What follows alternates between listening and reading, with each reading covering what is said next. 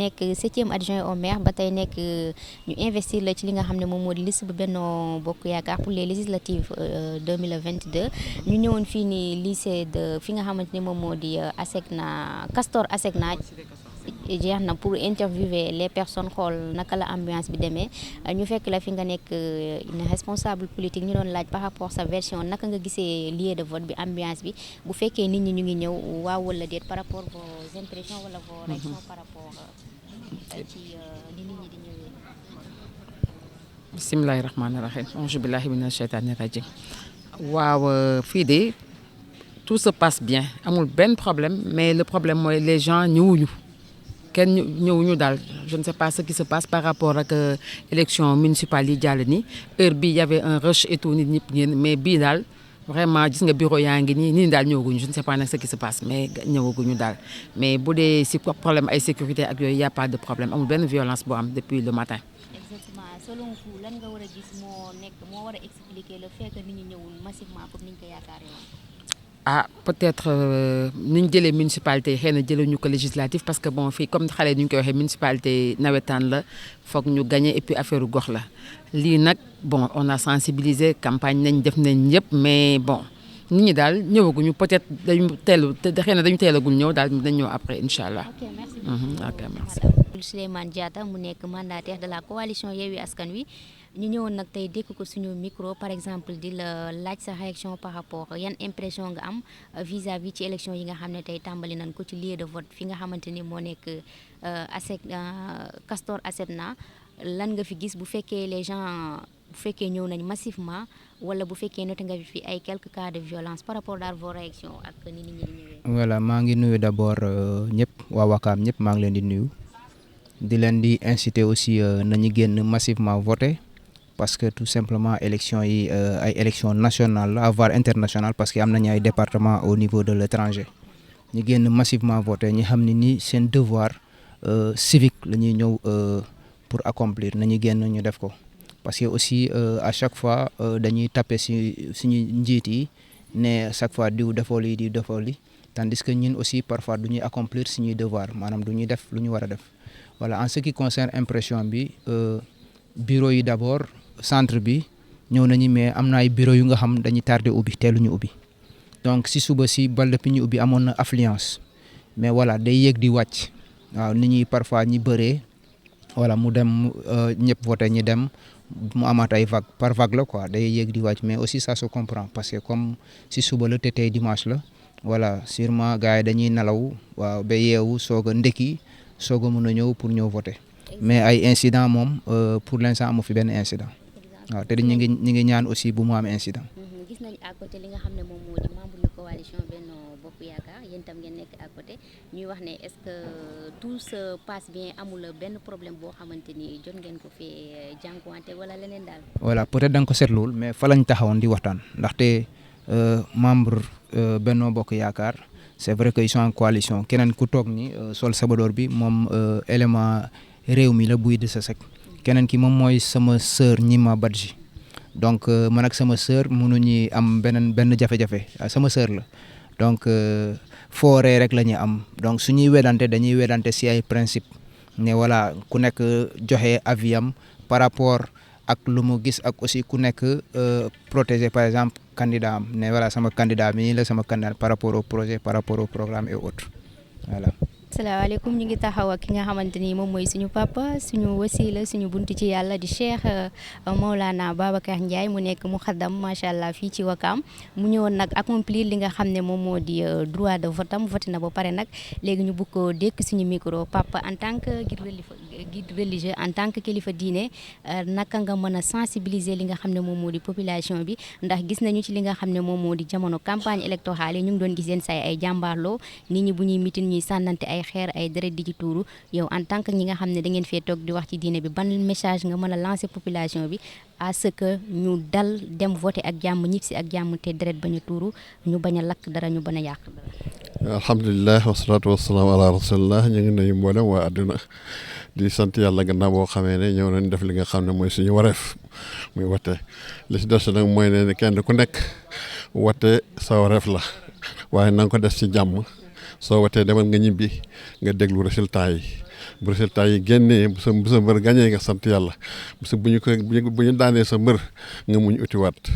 ndaxte jàmm lu mu la mayut ay du la ko may kon nag nañ ñëpp ñëw wote buñ paree ñibbi te réew mi am jàmm ñun ñëpp ñu bokk nekk si jàmm parce que jàmm si la lépp xaj Sénégal xamul ay Sénégal dëkku teraanga la dëkku jàmm la kon nag nañ sakku. ñu ngi taxaw ak ki nga xamante ni moom mooy Samba Ndoye mu ñëw accomplir li nga xam ne moom di devoir de vote ñu bëggoon koo tàllal suñu micro par exemple mu wax ñu exactement lan moo ko motiver à ce que mu ñëw voter si ak bi mu ñëwee ci lieu bi nga xam ne fii la war a voter mu nekk fi nga xam ne moom moo di Castor Asegna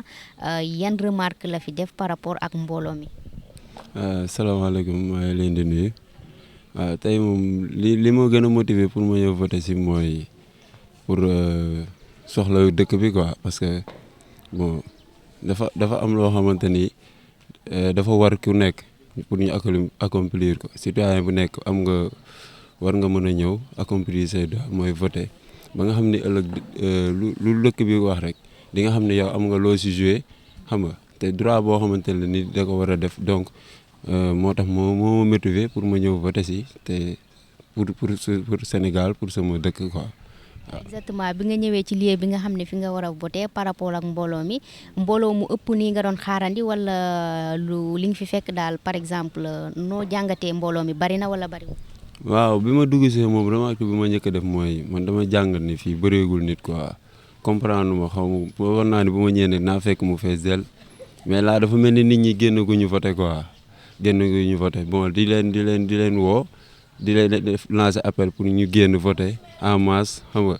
parce que dëkk bi daf ko soxla ñu ñëw voter def seen droit ku si nekk dem quoi parce que remarque ma def moom nit ñi génn guñ quoi xaw ma nag lu ko waral xaw ma dimanche bi la xaw ma nu mu demee noonu waaw.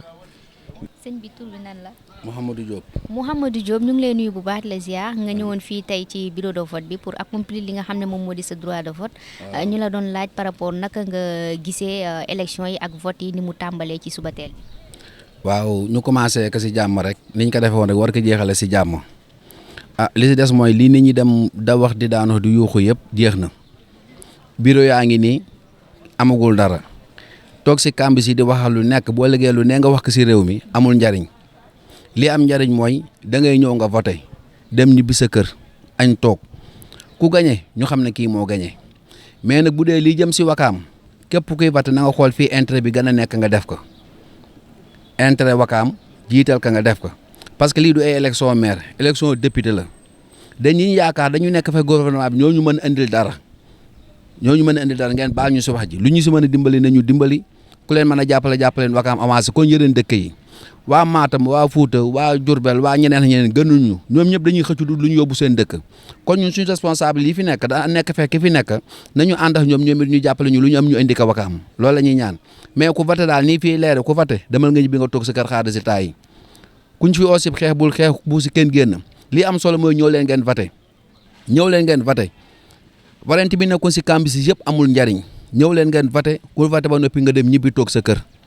xaar résultat yi ku gañe nag ñu xam ne loolu yàlla dogal waaye wakaam daal nañ xool intérêt bi fi mu nekk ñu def ko ku si nekk yaa ngi xëccu lu dem sa dëkk ñu nit nañ xëccu lu ñëw su suñu dëkk. selon maa ngi dégg ngay répété benn mot rek naan wakaam nañ xool intérêt fu mu nekk ñu voté fa selon yow fan la intérêt bi nekk. si camp présidentiel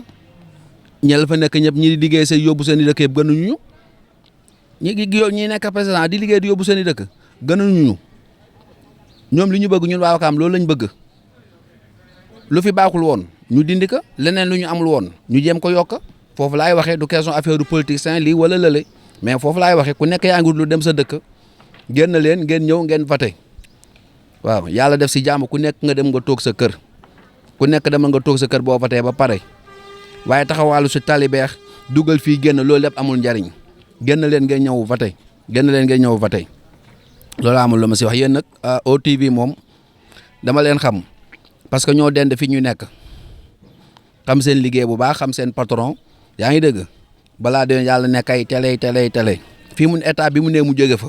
man dañ may fas sax du tooñ naa ma bàyyi yoo xanaa télé bi yow rek yaa koy seetaan man ñun lii lañ am lépp lu ñu am si télé bi lañ ko mën a am nañ leen jàppale même maire bi fi nekk nii tey jii na xool lépp lu mu si mën a dugal loxoom mu dugal ko si loxoom bu laajee mu jox ko fu mu ko mën a jox sax beneen lieu sax mu def fa matériel def fa lépp ba ko am dem information yi normal li muy dem di ko yóbbu seen télé yi mu yóbbu ko si télé bii man loolu laa ko siy digal si foofu laa koy jox conseil lu ñu dara dem di ko fay ji feneen dañ ko indi si télé bii fi ñu nekk bu ñu leen mënee utal feneen ñu utal leen feneen parce que ay Zik FM ay Sen TV yi RFM TFM yi fi nekk gënuñu leen yaa ngi dégg ku si nekk am foo am départ mais nit ki nag soo ko jàppalewul du dem mais li may ñaan mooy maire bi fi ne na geesu OTV utal leen place bu baax bu ñu mën a nekk ñu nekk fa loolu laay tëjee di ñaanal Papa Sadio yal na ko yàlla dimbali ay employé yëpp waaw ba déwén daal ngeen ne si beneen étape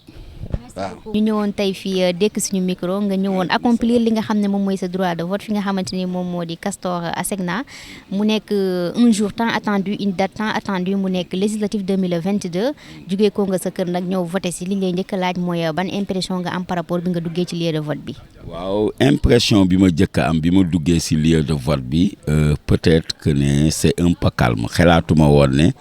lii dinaa ko fi fekk si nit quoi y a pas assez de monde. mais peut-être que ne jeunes yi ñi si kanam la ñuy voter parce que xam naa heure bi ñi ngi nelaw te war nañ yeewu ñëw voter c'est quoi oui. exactement à part ça tamit ban message ngay lancer jeunes yi pour par exemple conscientiser leen wax leen degré bi nga xamante ni élection législative yi am na ko parce que bu ñu xoolee ci élection locale yi heure bii bi ñu ñëwee fii la ñëwoon di reporter mais fekkoon nañ fi li nga xam ne moom moo di une masse de personnes ay nit ñu bëri mais contrairement à tey dafa mel ni li nga xam ne moom moo di ampleur bi dafa wàññeeku sur ce ban message nga mën a lancer li nga xam ne moom moo di citoyens sénégalais yi ci ampleur bi nga xamante ni législative 2022 yi am na. waaw comme li nga wax sax si local yi dëgg la parce que man local yi bi may voté bi ma ñëwee fii def naa fi minimum 2 heures de temps te actuellement nii defuma si école Castor cité Asegna même pas 5 minutes doo koy seet waaw 10 minutes defuma ko fi kon y a une très grande différence mais comme li may wax rek jeunes yi mooy que ne jeunes yi actuellement nii ñooy dem ci meeting yi ñooy topp seen candidat mais loolu c'est bien beau sa candidat fu mu dem nga topp ko mais lii gën a ëpp solo mooy dimanche nga teel a yeewu ñëw voter sa candidat parce que jeunes yi duñ waxee changement du toog seen kër nelaw ba midi wala ba 14 heures changement day tax nga teel a yeewu ñëw ki nga xam ne moom nga àndal te wóolu nga ko nga ñëw sànnil ko sa carte parce que actuellement ni ñun dañ yàgg dund ay député yoo xam ne mënuñu bind seen tur mënuñu bind français mënuñu. question boobu laa bëggoon ak ñu ñëw ak yow monsieur par exemple élection yi ku nekk xam na ci palum député la pour ñu mën ñu teewal fi nga xam ne moom moo di pencum ndaw réew ma muy assemblée nationale selon yow yan député ngay ñaax nit ñi wala yan député lan nga namm ci député yi nga xam ne war nañ leen a fal yees à ce que ñu représenté ko li nga xam ne moom moo di le peuple sénégalais à l'assemblée nationale. waaw actuellement soxlaatuñu député yoo xam ne dañuy taxaw ne man. parti bii moo tax ma nekk député parti bii lu mu soxla rek dama ko koy votel député yooyu soxlaatuñ ko Sénégal xam nga yan député lañ soxla député yoo xam ne dañ fiy nekkal askan bi député boo xam ne projet de loi buñ teg même parti bii tax nga dugg assemblée du dee moo bëgg projet loi boobu taxaw du dee projet loi boobu arrangé wul askan bi da nga koy rejeter te nga xam ne député askan bi la fi nekkal mais nekkalu fi parti te Sénégal ñun dañ lajja ci côté boobu c'est-à-dire 90% des députés ay illettrés lañ mënuñu bind seen tur jànguñu français jànguñu alxuraan jànguñu olof te loolu c'est un danger pour un république député dafa war a jàng loi ñu tegal ko mu lire ko xam ne lii loi la boo xam ne bi askan bi arrangé na leen ma voté ko lii loi la parti bi ma dugal assemblée ñoo ko bëgg ñu voté ko arrangé wul askan bi nga jël ko sànni ko ginnaaw géej député yooyu lañ soxla léegi jeunes yi ils ont compris la jeunesse actuelle kenn mënatu leen nax comme niñ doon naxee sama maam ak sama yaay léegi jeunes yi dañ jàng di réfléchir gis à l'assemblée député yi di saagante ay ndey di dóorante ay koppañ di xeex di dugg si dulul yoon tey jii nii député bu dugg si dul yoon rek yow tu as trahi la république parce que un député doit être une personne exemplaire koo xam ne fépp fu muy teg tànkam da kay xam doon royukaayam parce que képp ku lay représenter à l'assemblée dafa war a doon une personne clean amul fenn foo xam ne fii wax nga taxaw ne que kii day mérité wul dugg assemblée ñun actuellement loolu lañ soxla. man maa ngi tudd Lamine Dramé maa ngi dëkk Wakaam. Lamine Dramé habitant Wakaam waa ñu ngi lay nuyu bu baax la ziar ñu gis tey da nga ñëw fi nga xam ne moom moo di Castor Assemna pour accomplir respect bientôt votre droit de vote te ñu la doon laaj par rapport bi nga njëkkee dugg ci lieu de vote bi yan impression nga njëkk am par rapport ak vote. waaw maa ngi leen di nuyu di leen gërëm si seen teewaay di rafetlu aussi seen liggéey ndax ñun ñëpp ay doomu Wakaam lañu donc gis nañu OTV mi ngi def liggéey bu am solo pour gindi askan wi bu baax a baax donc ñëwaguma pour voter bien que fii laa war a voter mais yàlla dafa dogal ni man maa yore tout ce qui est élection au niveau de Benno Bokk Yaakaar donc depuis ce matin damay def le tour pour voir si tout va bien xool est-ce que suñu siégeants yi ñëw nañu et puis est-ce qu'ils sont dans de très bonnes conditions. Donc exactement foofu la ñuy jaaree laaj la question par exemple est-ce que d'après tour yi nga def ak visite yi nga jot a def gisoo ci benn débordement lépp mu ngi dem ci li nga xamante ni moom moo di jàmm. waaw pour le moment ça se passe bien nit ñaa ngi génn nit ñaa ngi voté bien que amagul engouement mais nit ñaa ngi génn donc fépp foo xam ne jaar nañ fa gis nañu force de l'ordre yi ñi ngi fi taxaw di assurer gis nañu aussi le dispositif électoral matériel électoral bi lépp yemb na donc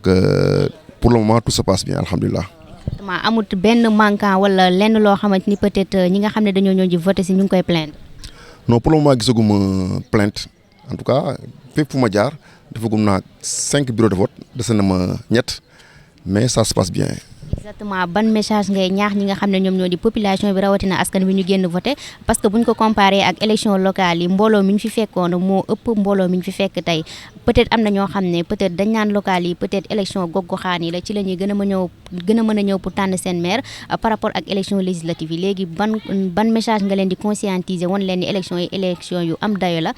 ci la ñuy fale ay député yoo xam ne ñoo ñuy teewal ci pencu ndaw réew ma une fois ñu bëgg a voté ay loi yoo xam ne day servir askan. mais li nga sa laaj bi am na solo trop élection yi dafa nekk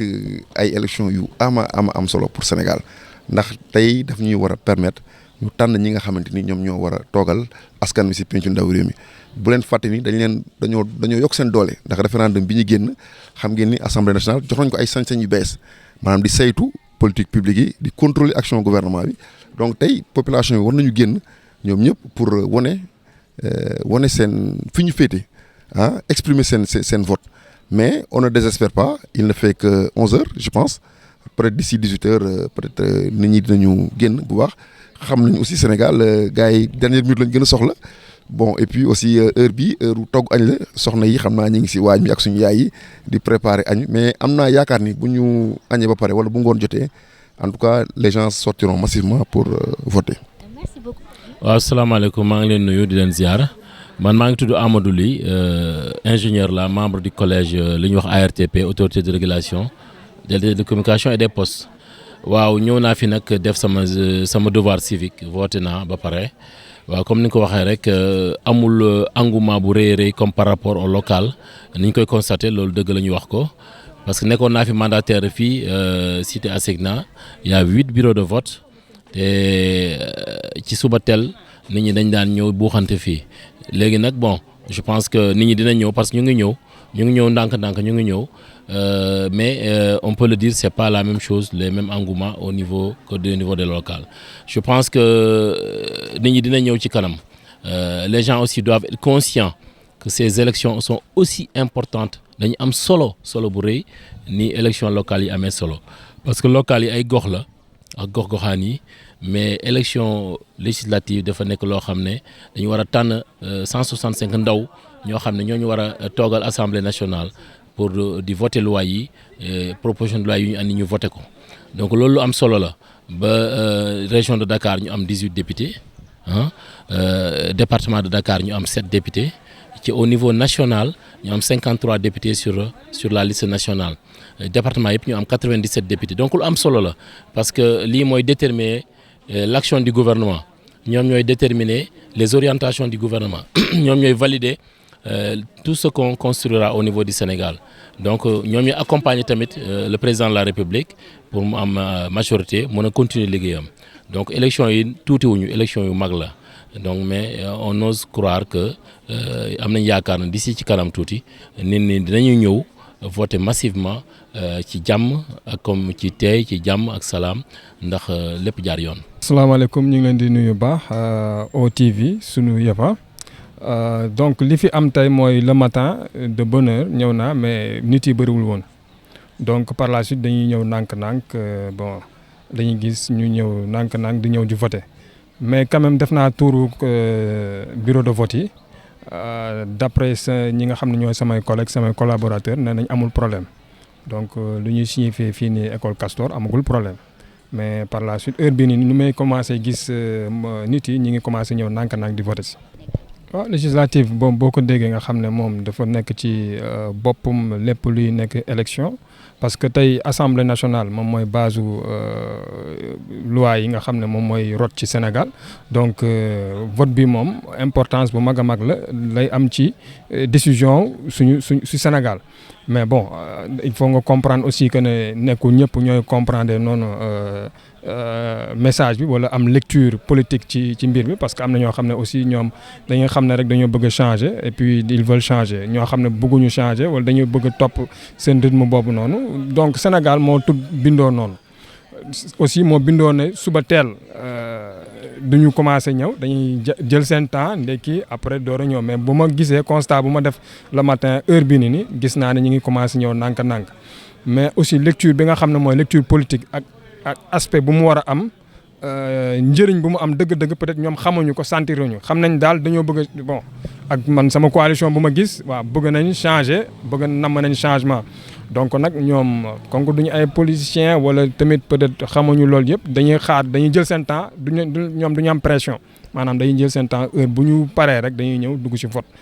noonu laa gisee peut-être seen lecture. waaw asalaamaaleykum wa rahmatullah gannaaw bañ sant yàlla julli Seydina Mohamed di demale sant ak ngërëm si suñuy weejur di ñaan yàlla yërëm leen te jéggal leen di nuyu ñëpp képp ku nga xam ne bokk nga ci population Wakaam bokk ci population tànk fii ba Cap-Vert di def si rek li nga xam ne moom mooy droit d'un citoyen muy voter waaw loolu mu la ñu ñëw xëy def ko fii mais sant yàlla tamit parce que gis nañ fi ak calme ak tranquillité bu nga xamee ne loolu rek lañ soxla ñun en tant que chef coutumier nga xamee ne suñu rôle moom mooy nekk un médiateur sur la société di dox lu baax ak wax lu baax di calmer nit ñi xam ne ñun ñëpp ay sénégalais lañ te ku ci ne war nga ànd ku dal ak tey ba def li nga xamee ne moom mooy sa droit boo paree ñibbi sa kër parce que réew mi yëpp ñoo ko bokk ku nekk nag am nga sañ-sañ jaar fu la neex mais lépp rek na nekk dans la discipline ci kaw calme ñu xam ne réew mi ñoo ko moom lu fi baax ñun lay doon te lu fi yàqu tamit ñoo koy yàq loolu moo ñu tax tey ñu xëy ñëw def sa droit de citoyenneté boobu. waaw man de xam nga assemblée ki fa demagul toujours mooy wax bu fa demee kenn xamul nan lay mujjee ñun. boo xool depuis indépendance ba léegi ñooy dem assemblée bu ñu laa dem assemblée danañ wax lu ne bu ñu demee tamit mel na nen waaw ñun opposition pouvoir la ñu yemale opposition dina wax lu nga xam ne bés bu demee assemblée neew fa dara am na ñoo xam ne dañ leen fal ci gox bu ñu leen falee ci gox keroog ba ñu demee assemblée la ñu mujjee sax dëkkati ci gox boobu. ñëw dëkk bu ñu la déggee dañoo bëgg a wax ne assemblée de rupture bu ñu bëgg a prôné du nekk loo xamante ni dina yomb. non xam nga lan moo si am solo li si am solo rek nit ku nekk nga xam li la fal soo xamee li la fal rek sa taxawaay dina neex mais bu ñu defee assemblée de rupture rek ak leneen yëpp te conscience yi nit ñi taxawul seen jikko taxawul seen jëf taxawul du jariñ dara. te loolu nag bokk na ci li nga xam ne toujours moom mooy yàq réew mi bari na yu nga xam ne ñi ni dinañ ko wax moo xam opposition la moo xam ku mu mënti doon la pouvoir la wax ko boo demee assemblée si leneen ngay ne ña la faloon sax dootuñu la gis loolu yéen ñi nekk journaliste xam ngeen ko di nga gis ñu nga xam ne dañu nekk si opposition ñu fal leen assemblée fa ñu dëkkoon ba ñu fal leen sax dootuñu leen gis donc kon à qui croire nañu xam ne Sénégal gi ñoo ko bokk lépp lu ñuy def ñu def ko dans la discipline. ci kaw ndëkk xam ne on est dans une république de droit lépp mu nekk ci ay teggin ñu def ci ay teggin wate ci teggin yàlla def jàmm lu yàlla dogal ñu xam ne loolu la yàlla dogal ñun daal man ci loolu laay wax xam ne daal réew mi ñoo ko bokk bu baaxee ñun la bu bonee ñoo koy yàq te buñ ko yàqee du daanu si loxo yi kenn si suñuy loxo lay daan nañu abaisser tension yi wàcc tension yi ñëpp dellu rangé wu lu am ñu xam ne dogalu yàlla lépp dans la discipline ci kaw respecté li nga xam ne mooy république bi loolu daal la am lu may wax en tant que kilifa maa ngi leen di gërëm yéen waa OTV di télévision bi nga xam ne mooy télévision Wakaam gis nañ seen xarañte gis nañ seen taxawaay gis nañ seen nekkin tamit ñu ngi leen di ñaanal ngeen yokk ba yëg ko may gërëm Wakaam yëpp di sant ñëpp di baalu àq ñëpp ku ma jotul tamit xamal ne maa ngi lay tàllal sama loxo di la baalu àq di la sàkku ñaan di la wax ne ñaanal ma ñaanalal Wakaam jàmm am Wakaam jàmm sax Wakaam xéewal tuur ci Wakaam ak barke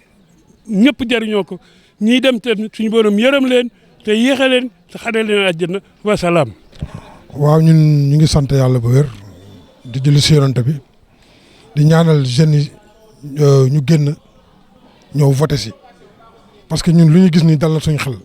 ndax ñi ñaa ngi ñëw ndànk-ndànk di voté si te dañ bëgg nag bu ñu añee ba pare comme ñoom dañuy añ ba pare naan ataaya doo ko ñëw voté si da leen di ñaan ñu génn ñëw voté massivement voté affaire bi ñu teg ko si démocratie Yewwi Askan bi gagné incha allahu rabbi ñu feete ko si jàmm ak salaam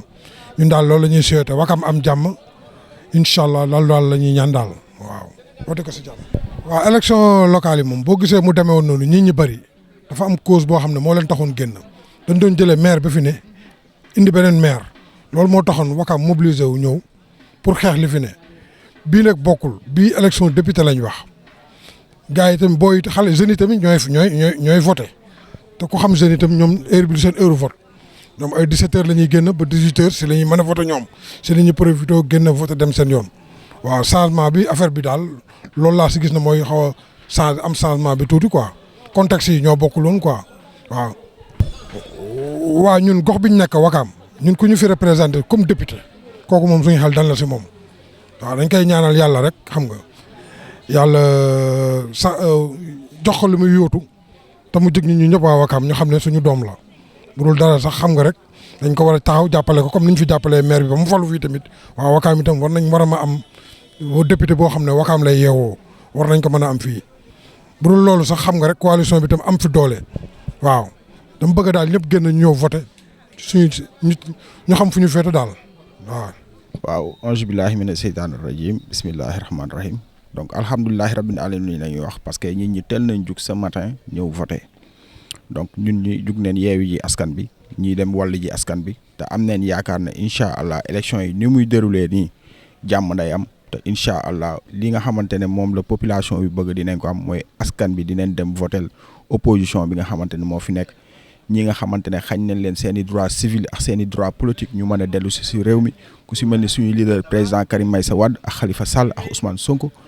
pàcc xoo ba ne am ku nekk gagné ku mën a dem élection ku mënut a dem élection ñu xam ne mënoo dem élection mais mënuñu nangu un seul gouvernement bu nga xamante ne dafa nekk si dëkk bi yow say député yi nga xamante ne ñoo teewal population bi assemblée nationale dañuy nelaw ba yeewu ñu woo leen ñu voté ay loi yu nga xamante ne baaxul si askan bi tey boo xoolee Sénégal jën seer na ceeb seer na dund seer na lépp seer na donc tey nag damay wax population bi surtout jeunesse bi nañu jug dem yeewi ji askan bi ñiy dem wàllu ji askan bi Sénégal mën a nekk si jàmm parce que lii tey ni ngeen gisee vote bi nii ñëpp a yeewu matin tey dem voté ji jàmm day am te incha allah opposition bi dañuy battre campagne dañuy battre élection yi donc loolu la ñëwoon di wax nag ñu nekk nag ay facteurs de développement nekk ay citoyens si dëkk bi joxe un bon exemple mooy xeexuñu xuloowuñu dañu dem voter dignement ñëw toog suñu kër. waaw merci Marème maa lay sant di la gërëm ci nuyoo bi parce que nuyoo dafa am importance parce que importance bi mooy donc voilà nous sommes avec des élections législatives donc qui peut perturber mettre en péril tous les dangers voilà et donc nous savons que Dakar donc il y a 19 communes d'arrondissement et il y a 557 donc qui regroupent donc la quasi-totalité du Sénégal. Donc voilà, cela montre que donc chacun pourrait se vaguer à ses préoccupations parce que c'est juste voilà l'encre indélébile qui compte. Donc voilà. Et donc chacun pour soi et Dieu pour tous. Voilà, c'est juste ça. Merci. Voilà, loolu moom li ma wax sànq rek sama kaddu du soppeeku du changer nit da ngay doole sant yàlla bu la yàlla tànnee parmi tant d'autres def la candidat à la députation. loolu dafa doy sant yàlla te loolu ndimbal suñu borom barkent bi kon boog vraiment maa ngi doole sant yàlla baax a baax a baax du ñaan yàlla nag Wakaam am ay député parce que man li ma ñor aw ma de question appartenance politique maa ngi ñaan yàlla aar Sénégal jël ndam li aar Sénégal à sa tête Thierno Alassane Sall ak tous les leaders ñu ma àndal ñoom Thierno Bocoum Cheikh Omar Sy Abdourahmane Diouf Théodore Marème Soda Cheikh Omar Sy Jamel ñoom ñëpp maa ngi leen di ñaanal pour que unanimement yàlla defal ñu ndam ñu Aar Sénégal ñu jël ndam li mais pour dire que c'est moi je veux que Wakam gagne Ngor gagne Yoff gagne parce que loolu moo tax Aar Sénégal investir ma man Libasse Wade liste départementale ma nekk suppléant troisième position suppléant département Dakar ñu investir ma si investir Adji Fatou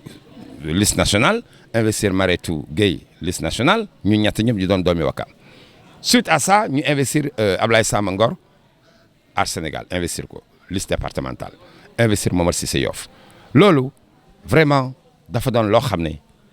Aar Sénégal moo ko def te li tax mu def ko mooy lu mu si jublu mooy pour que Wakam Ngor Yoff am ay ndomb tànk assemblée vous savez état yi fi jaar nguur yi fi jaar yëpp depuis Senghor depuis Abdou Diouf depuis Abdoulaye Wade ba si Macky Sall mii ñoom ñëpp ils nous ont naturellement laissé en rade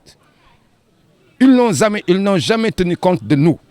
muy askanu Louga Ngor Yoff Wakam mosuñu ñu tenir en compte ils nous ont tout le temps laissé en rade en vertu de quoi kon boog tey bu Aar Sénégal jógee investir ñetti doomi Ngor Wakam benn doomi Ngor benn doomi Yoff mais Aar Sénégal jël na ndam li loolu c'est une première dans l'histoire politique à Wakam à Ngor comme à Yoff wax dëgg yàlla donc loolu c'est à saluer donc man rek li may wax mooy waa Wakam waa Ngor waa Yoff il faut que lépp lu ñuy def lu jëm si mbiru politique ñu primer intérêt national primer intérêt Wakam Ngor Yoff kenn bañ a xool sa intérêt bopp ndax tey jii lors des élections locales passées il y avait 14. dagguma la monsieur primer li nga xam ne moom moo di Ngor Wakam Yoff sur qu'est-ce qu'on sous-entend ci loolu nga wax. mais non en politique ndomb tànk si gox mais moo tax nit ñi di rey seen bopp en son temps jamono yi ñoom El Hadj Moussa Diouf Diagne ñoom kii Mamadou Diop ak ñooñu mais ñooñu démb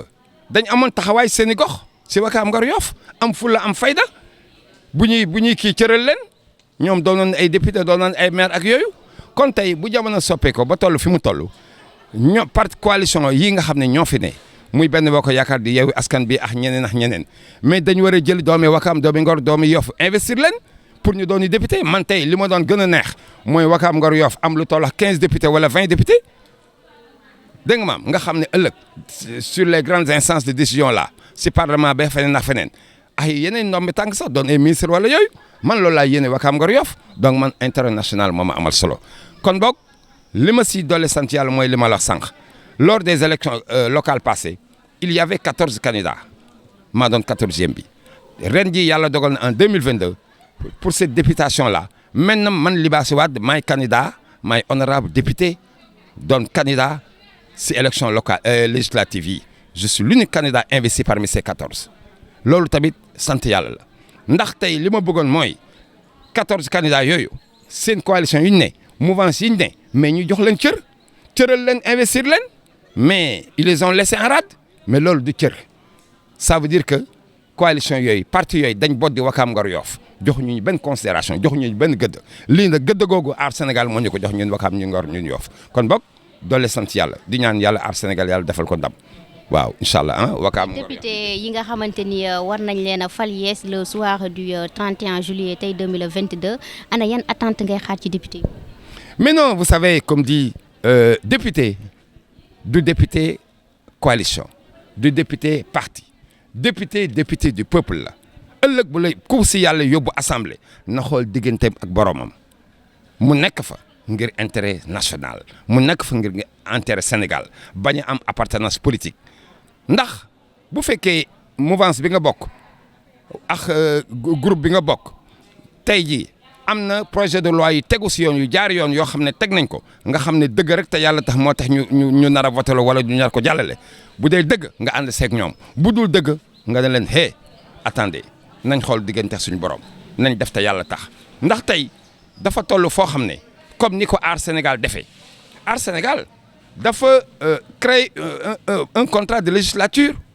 maintenant Aar Sénégal ko def si xam-xam si yar si teggin créer benn contrat de législature boo xam ne c'est basé sur 14 points 14 points yooyu ça touche tous les secteurs ñoom ay borom xam-xam dama la koy wax dañ am jàngat si Sénégal sur toutes les couches confondues pêcheurs yeeg artisans yeeg intellectuels yeeg éducation l'emploi des jeunes ak daara yeeg yooyu yëpp dañ si tenir en compte créer benn contrat de législature boo xam ne macha allah loolu dañ bëgg une assemblée de rupture assemblée du ay assemblée nekk di xasante di xeex di jaay tàng xol di def yenn yi di saagante di xuloo di xeex c'est une honte donc Aar Sénégal li mu demandé mooy une rupture totale ñu indi assemblée bu bees bu mucc ayib te loolu dama ne xam-xam bi Aar Sénégal moo ko indi kon boog nañ ñaan yàlla Aar Sénégal jël ndam li incha allah rabbi ah. maa ngi leen di sant di leen gërëm di nuyu waa Wakam TV di leen jaajëfal si liggéey bu rafet bi ngeen def si biir Wakam surtout pendant moment yu mel nii bi ma ñëwee tey fii nag dama kontaan dama ñëw fekk centre de vote boo xamante ne dafa calme nit ñi yaa ngi dugg di génn ku nekk boo ñëwee def sa devoir de citoyen mooy voter choisir sa candidat voter man nag vraiment dama koy rafetlu parce que Wakam ni ñu koy wax ñun ñëpp ay mbokk lañ te li ñu soxal mooy defar suñu dëkk donc moo tax cet acte est un acte citoyen que Wakamois yëpp surtout les jeunes les femmes les vieux ku nekk war na mën a ñëw génn tànn sa candidat choisir ko pour que législature bi ñu ñëw mooy 14e bi ñu am fay représentants yoo xamante ne vraiment li leen di soxal foofu mooy fexe suñu dëkk ni muy avancer donc moo tax cet acte là bi ma def tey maa ngi wax aussi sama militant yëpp sama xarit yëpp sama rakk yëpp ñu ñëw def ce même acte tànn seen candidat surtout nag tànn ñun suñu liste mooy liste Benno Bokk Yaakaar bi nga xamante ne moom lañ bëgg mu nekk majoritaire à l'Assemblée nationale pour permettre à notre leader le président Macky Sall de continuer à dérouler programme bi nga xam ne mooy le programme bi war a yóbbu Sénégal vers l'émergence donc vraiment di leen sant encore di leen gërëm si opportunité bi ngeen ma jox pour ma wax ak waa Wakam yi surtout xale yi Wakam magu Wakam jigéenu Wakam pour ñu ñëw tey ku nekk dem centre bi nga xam ne foofu nga inscrire def sa devoir tànn suñu liste mooy liste Benno Bokk Yaakaar bi nga xamante ne mooy liste bu baax bi jërëjëf. Bon déjà maa ngi leen di remercier ci question bi man ni ma jàngatee question bi mooy tey aujourd'hui il faut ñu xam lu ñu am mooy benn état un état souverain avec une assemblée qui a fini sa législature qui a déposé son bilan. Aujourd'hui on va vers une échéance très importante qui sont les élections législatives. Aujourd'hui tout le monde sait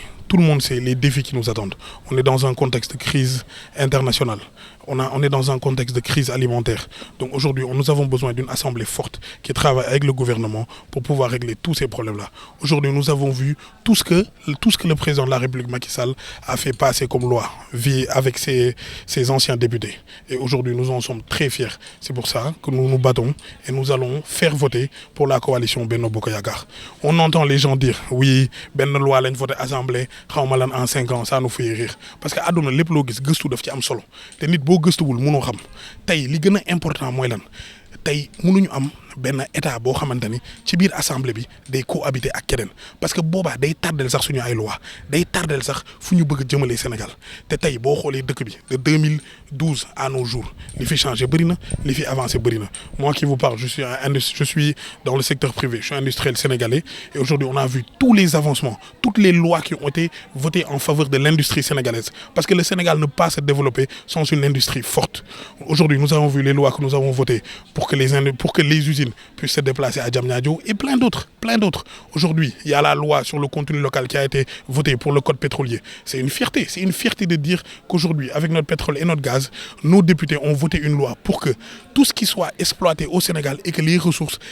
reviennent au Sénégal et restent au Sénégal. C'est pour ça que nous nous battons et c'est pour ça que nous voulons que ça puisse continuer.